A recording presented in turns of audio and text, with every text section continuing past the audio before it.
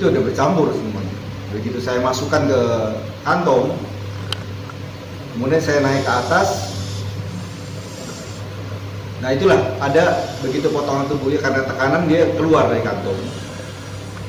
Nah baru terdengar suara-suara aneh yang sebetulnya orang bilang suara manusia. Padahal secara di dalam ayat itu kan kita tidak bisa berbicara pakai peralatan